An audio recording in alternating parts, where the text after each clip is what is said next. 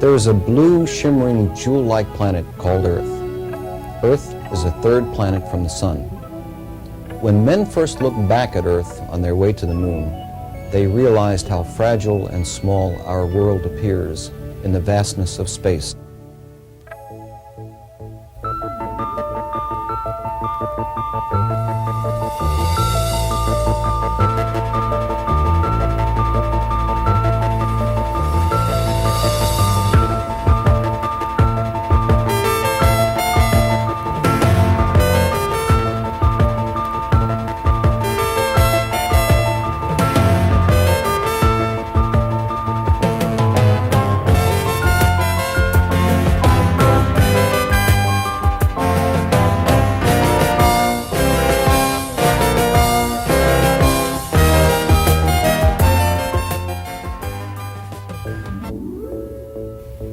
Clearly, the study of Earth and its thin protective atmosphere is important for us to pursue. Now let's go to a NASA film called Earth, Space, Our Environment to learn how the Sun's emissions affect Earth.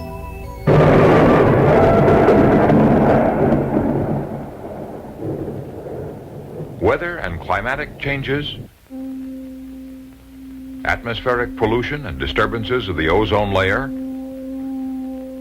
worldwide magnetic storms that disrupt radar and radio, telephone communications, and even cause power failures.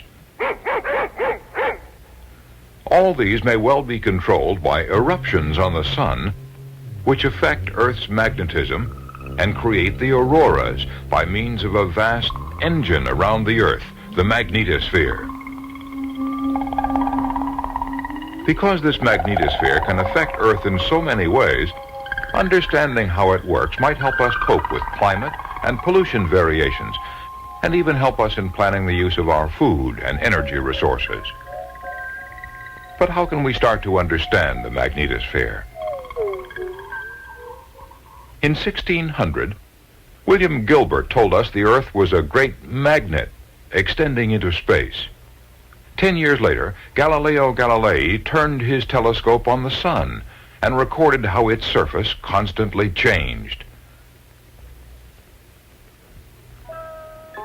But then for 300 years, the Sun and Earth pursued their courses, and no convincing theory was able to connect Galileo's solar changes with Gilbert's terrestrial magnetism.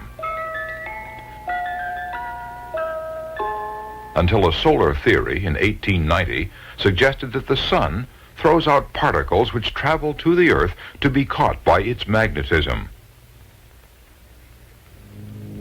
In the 1950s, the Sun's own magnetism, it was suggested, flowed into space to envelop the Earth and generate the auroras high in the terrestrial sky.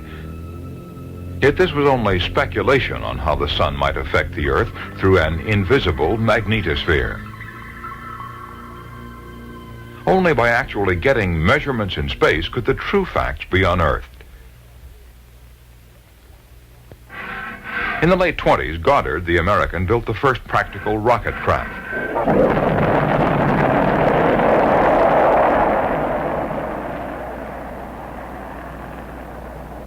The Russian Sputnik was the first space success. 2, 1, 0. The American Explorer soon followed, carrying with it a Geiger counter. The signals produced by the counter enabled Dr. James Van Allen to confirm that he was recording something real but unexpected in space.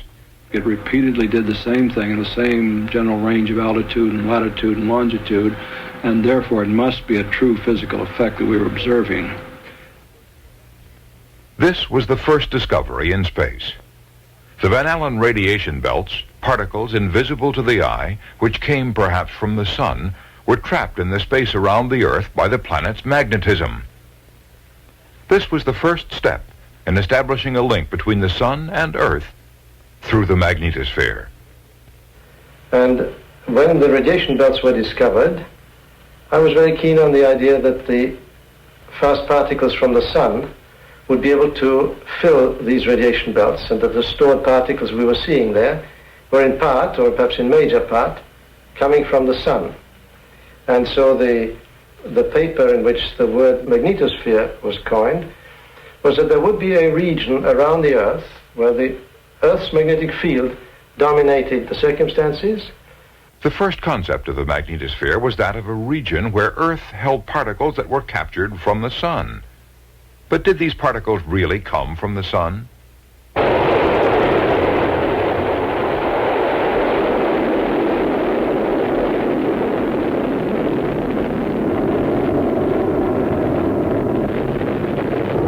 To find out, instruments had to be fired further out into space to really discover if the erupting surface of the sun did throw out particles and magnetism all the way to the Earth. And from space, this answer came back. Streams of particles flowed from the sun, dragging out the sun's magnetism, a solar wind rushing into space. But Earth's magnetism in the magnetosphere deflected the solar wind around the Earth. So how then could the solar particles get in and be caught? Solving this space problem could be difficult. You're going to have them penetrate to the atmosphere. And so one of the exciting things that have been done in the last few years was find that if we went clear above the Earth's poles, that plasma from the sun would directly come down into the atmosphere. This was the breakthrough. Solar particles detected entering directly into the magnetosphere. While within the magnetosphere, further measurement showed what was also invisible to the eye. Seas of plasma particles around the Earth, and huge particle streams moving thousands of miles back from the tail, perhaps to directly ignite the brightest auroras. But what could drive the magnetosphere into these vast movements? Could the solar wind rushing past outside the magnetosphere supply the energy? Well, if I knew the answer to the question of how energy was transferred from the solar wind to the magnetosphere, I wouldn't be sitting in front of this camera talking about it. I'd be in my office writing as hard and as fast as I could to demonstrate what I believe to the colleagues which are also investigating this problem.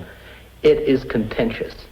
One theory hinges on a magnetic connection. Magnetism from the sun connecting with and dragging back Earth's magnetism.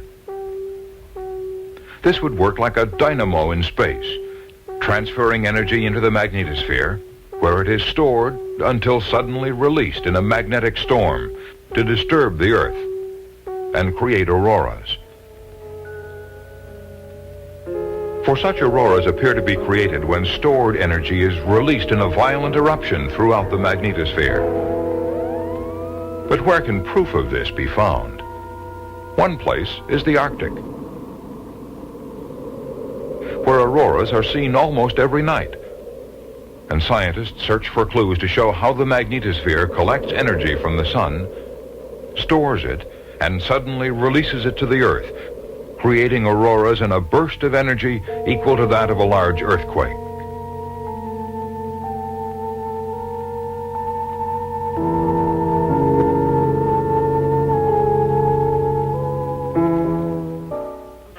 So analysis today concentrates on finding how the magnetosphere works and, in particular, what triggers its energy releases. Could it be changes in the solar wind? The solar wind does not flow steadily and regularly. It carries perturbations, shock waves. Even the magnetic field changes in direction and intensity.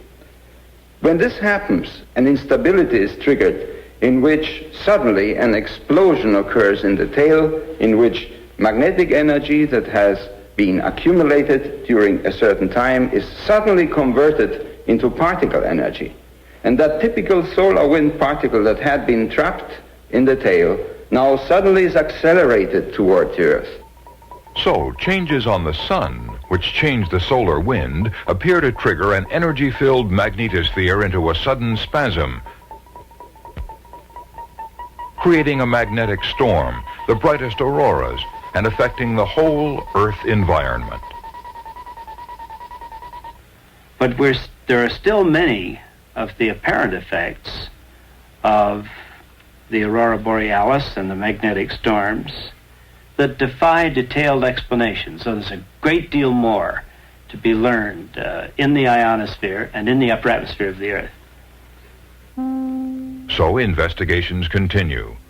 This is a computer simulation of the Earth and auroras from space, part of an experiment to measure exactly how magnetosphere energy creates them. And beyond this, there are active experiments. You really want to try to actively perturb the magnetosphere, the ionosphere, and the atmospheric system in controlled ways so that you're actually doing a laboratory experiment. You know what the input is, and you can measure the response of the system. And when we get to that point, we'll be able to really probe the specific processes which couple these regions together. In Canada, there is an active experiment underway in which radio signals, which disturb the magnetosphere, are received from the opposite hemisphere of the world, the Antarctic. The signals injected here arc through the magnetosphere to give a record of the changes that are happening there.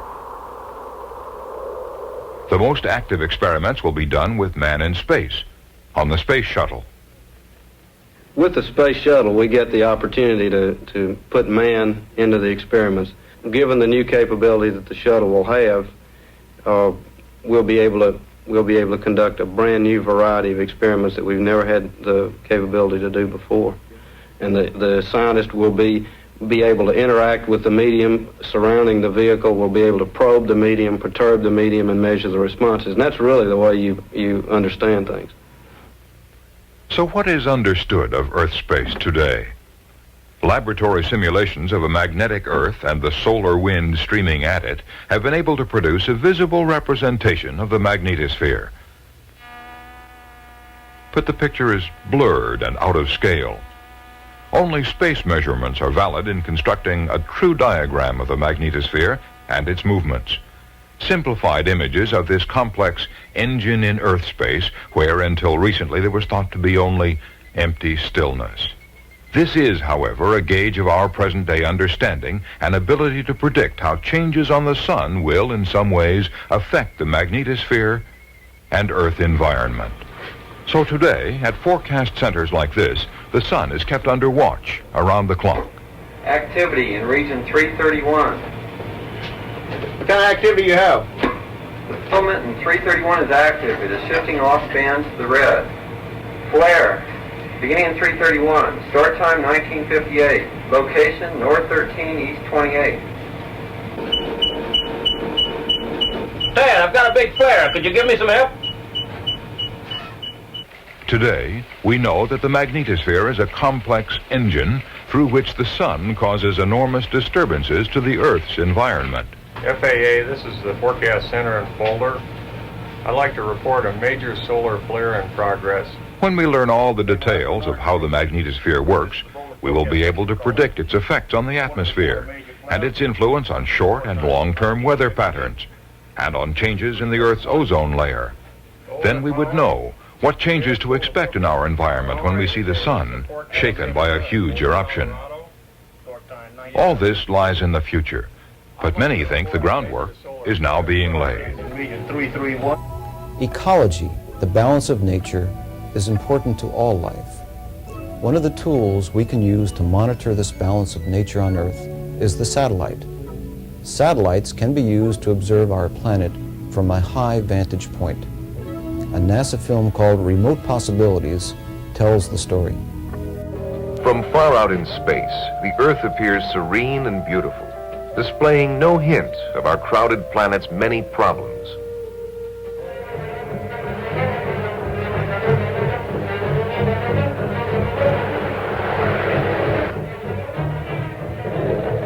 As we have used and changed our planet, we have become aware that in many ways we are exhausting it.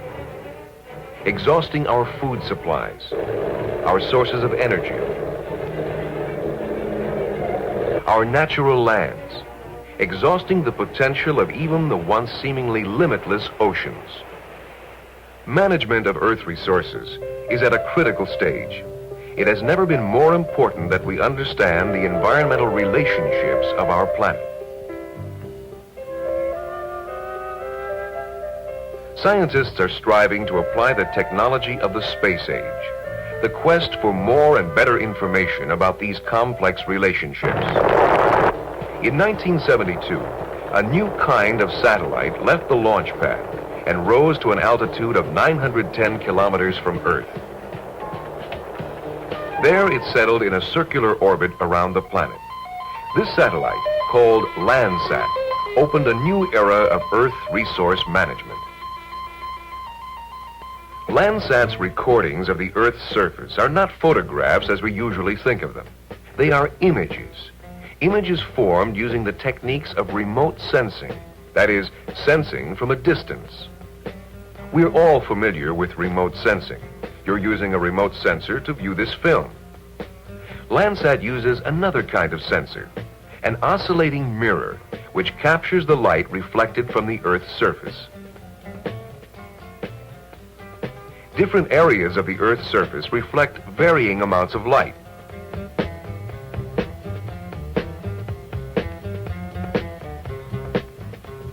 The oscillating mirror of Landsat's multispectral scanner directs light reflected from the surface of the Earth to 4 sets of sensors inside the satellite. Each of these 4 sets of sensors is sensitive to a different wavelength of light. Light as perceived by our eyes is only a part of the electromagnetic spectrum. Other parts of this spectrum include ultraviolet light and infrared light. Landsat is sensitive to the red and green bands of light in the visible spectrum and to 2 infrared bands. These are the wavelengths of light, called spectral bands, which are used to create Landsat's unique images. An astronaut can bring back film when he returns to Earth, but Landsat, which will orbit for years, cannot. Instead, it transmits signals which are used to form images.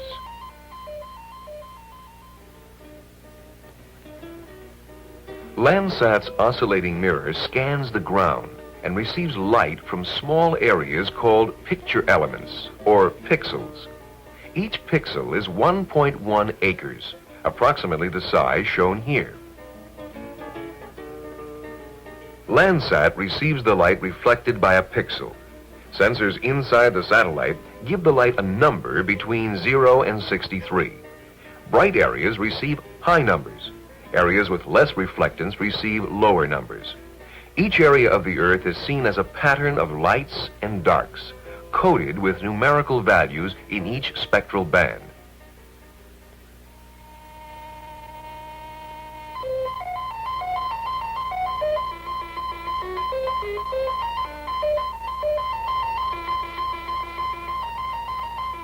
Landsat sends these numbers to receiving stations on Earth, where technicians record them for future use. 5304. Transmitter drive is on. 2A, go for command. 135524. Victory off at 135952.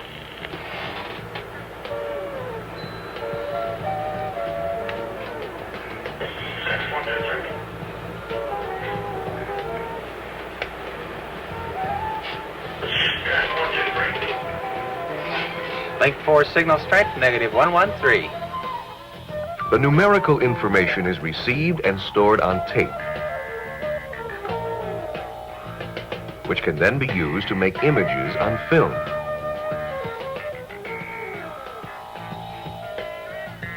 There are over 7 million pixels in a Landsat image. The amount of light each pixel reflects is recorded as a numerical value. These numbers, one for each pixel, are now converted to the blacks, whites, and grays of a Landsat image. This process happens simultaneously in each of the 4 spectral bands, producing 4 black and white images of the same scene.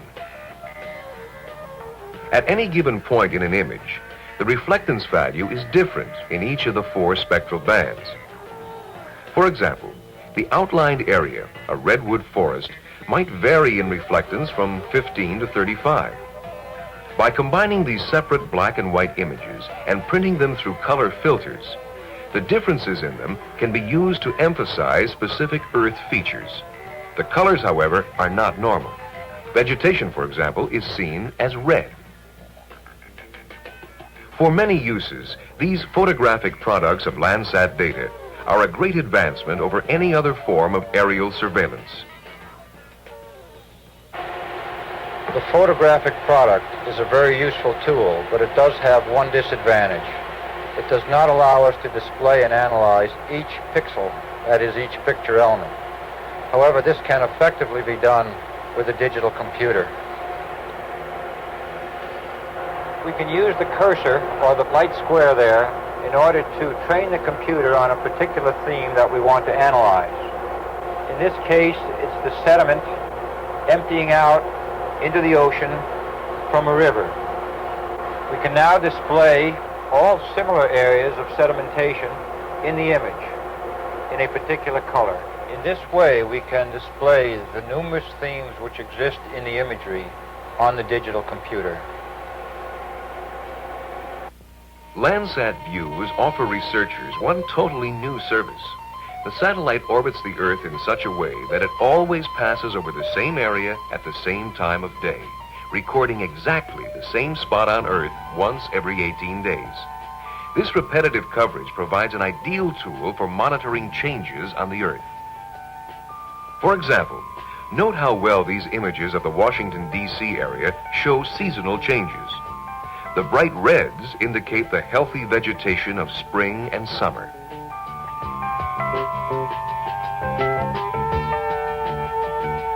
The edge of a snowfall is clearly defined on the winter image. Landsat images contain a wealth of detailed information, some of it obvious, but much of it very subtle. These images provide raw material to be studied and interpreted by people engaged in many kinds of research. I've been working with managers of the Great Dismal Swamp to make a plant association map of this 125,000 acre area. The managers of the Great Dismal Swamp are very interested in finding a method that is reliable to make these maps because the area to be mapped is so difficult to walk around in. Not only difficult to walk around in, but difficult because of all the bugs and standing water. The importance of monitoring the Great Dismal Swamp is to preserve one of the eastern seaboard's last remaining wildlands.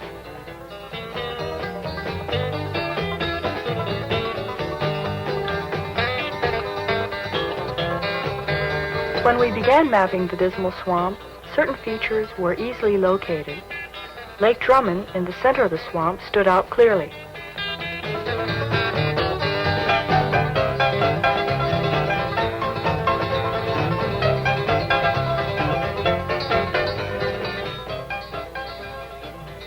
Cleared areas show up distinctly. This area was cleared by a lightning fire.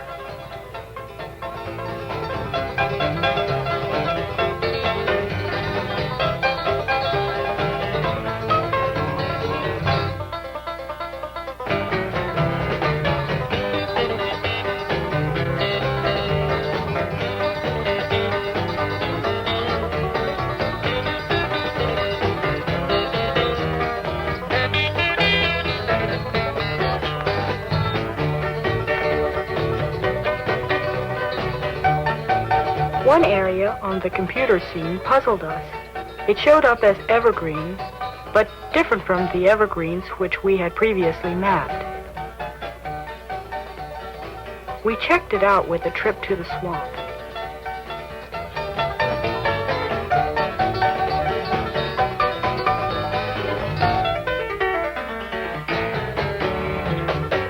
We discovered that Landsat had identified a beautiful cedar forest.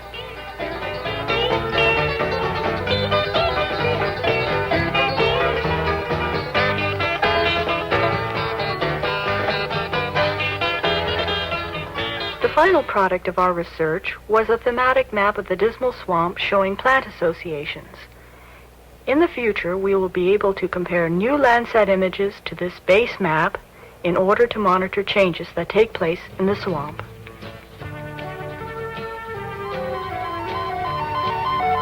Landsat's imagery is available for use by anyone in any nation.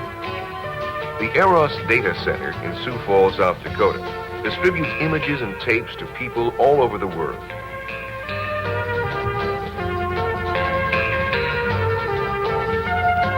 Landsat's images are providing new sources of information about many different kinds of Earth resources.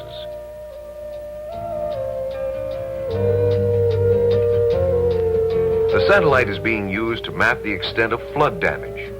Landsat's before and after images make excellent maps to study how fast water recedes and damaged land recovers. Landsat is keeping track of land development. For example, how well areas damaged by strip mining are being reclaimed. Scientists are using Landsat to map remote areas as possible wildlife habitats. To search the Earth's surface for clues to new mineral deposits.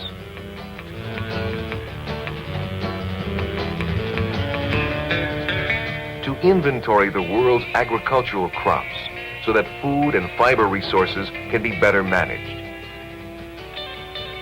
Future geography books will use Landsat images to show the world as it really is. This map, made of 569 separate Landsat images carefully pieced together, gives a dramatic view of the United States never before available.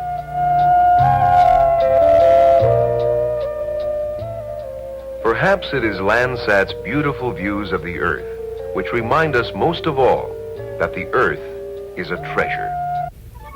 Other satellites in orbit some 22,000 miles above Earth provide important views of weather. Daily forecasting of weather is more accurate than in the past because satellites are able to see the formation of storms and other weather conditions at remote parts of the Earth. The storms can then be tracked to the more populated regions.